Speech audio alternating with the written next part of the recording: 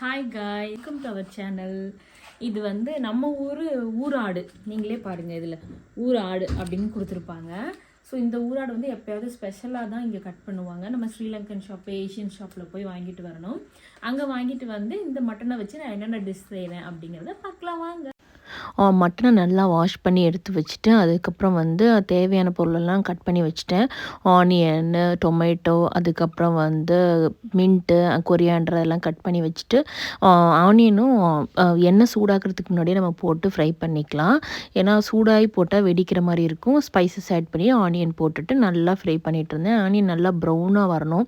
ப்ரௌனாக வந்ததுக்கப்புறம் இந்த மாதிரி அதுக்கப்புறம் நான் டொமேட்டோ ஆட் பண்ணிவிட்டேன். டொமேட்டோ ஆட் பண்ணி பச்சை மிளகாவும் ஆட் பண்ணி ginger garlic paste, curd add பண்ணிவிட்டு நல்லா மிக்ஸ் பண்ணிவிட்டேன்.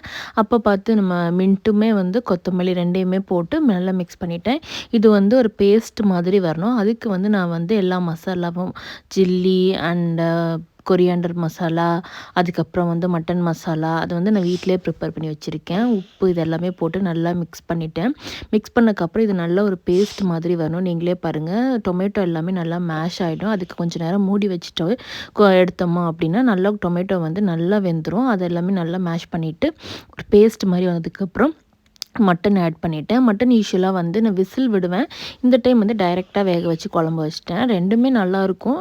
எனக்கு டிபெண்ட்ஸ் அப்பான் என்னோடய மூடை பொறுத்து நான் வந்து எப்படி பண்ணலாம் அப்படின்னு டிசைட் பண்ணிக்குவேன். அதுக்கப்புறம் வந்து ஒரு 1/2 லிட்டர் வாட்டர் ஆட் பண்ணிவிட்டேன். நல்லா கொதிக்கணும். கொதித்து மட்டன் வேகிறதுக்கான டைம் கொடுக்கணும்.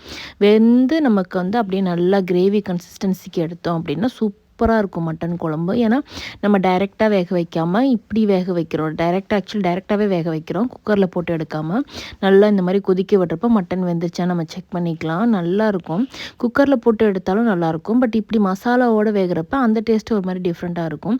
எங்கள் ஹஸ்பண்ட்க்கு இந்த மாதிரி குழம்பு வச்சா தான் பிடிக்கும். ஸோ நீங்களே பாருங்கள், நான் நல்லா வேக வச்சு குழம்ப நல்லா சுண்டி வற்ற வச்சுட்டு இந்த குழம்ப வந்து ஒயிட் ரைஸோட மட்டன் சுக்கா வச்சு சாப்பிட்டோம்னா செம்ம டேஸ்டியாக இருக்கும். தேங்க்யூ. Bye bye.